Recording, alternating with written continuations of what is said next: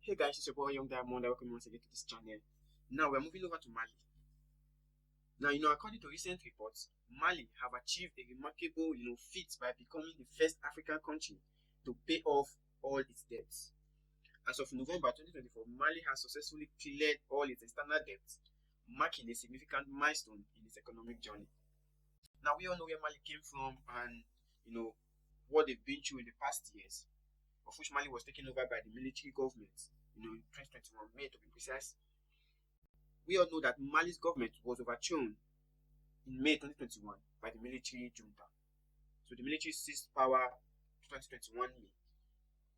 And since then, it has been a significant milestone for Mali.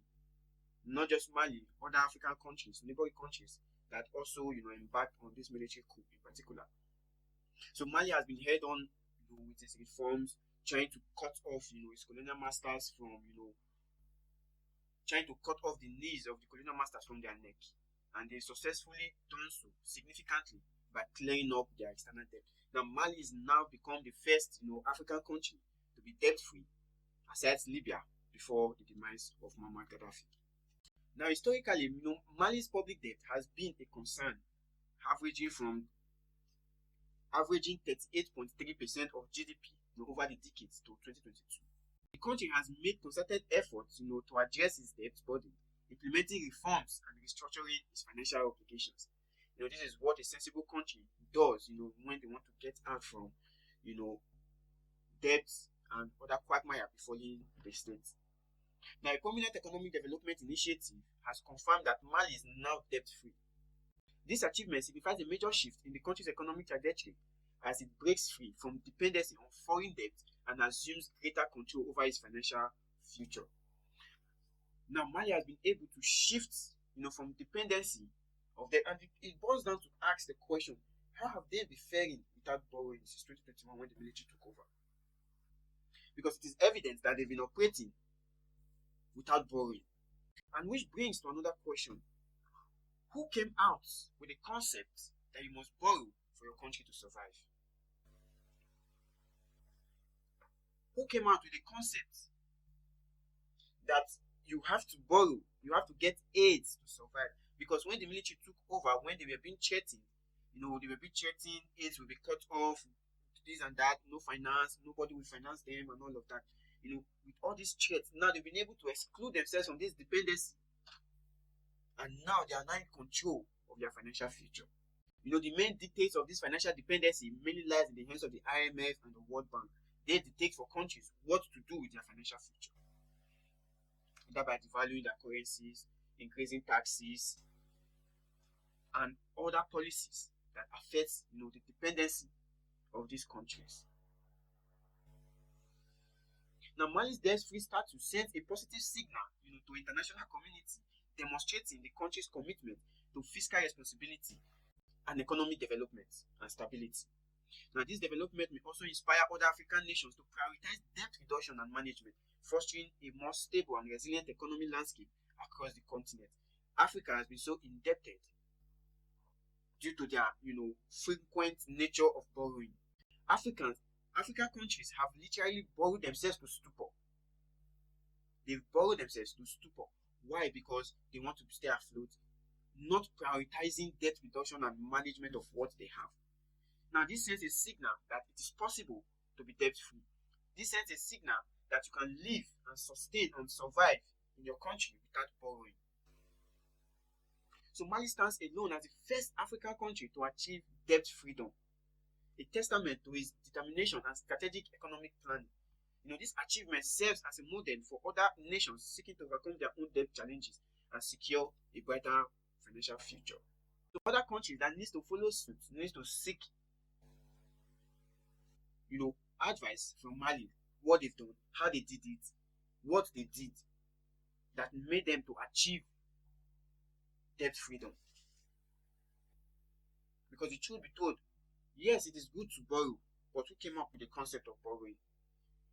Mali has attained financial stability and sustainability by clearing off its debts. Now they can make do and live within their means with whatever they have. Same thing with Libya during the time of Muammar Gaddafi, where they were debt-free.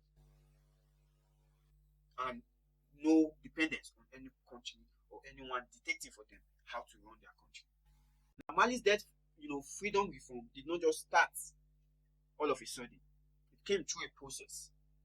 Now, some of the process that it came through the macroeconomic stability and economic liberation policies.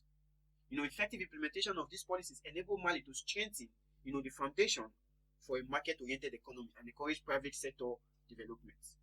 And also, Mali indulged themselves also in agricultural reform measures, diversification and expansion of agricultural production, as well as cost reduction, aimed to improve self-sufficiency and reduce grain deficits.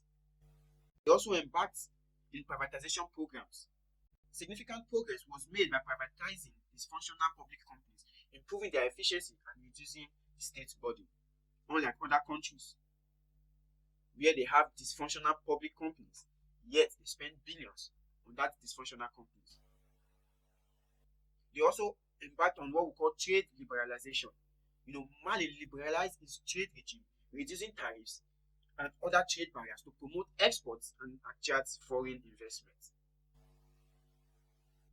They also invest in infrastructure, development of rural roads and other infrastructures aimed to improve access to market and basic services, enhance economic opportunities and reducing poverty. Also, the private sector was not also left out.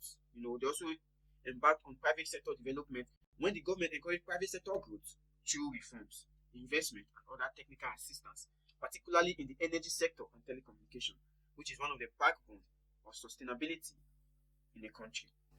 And also, Mali secured a debt relief in 2005, reducing its debt burden and providing a fresh start for economic development.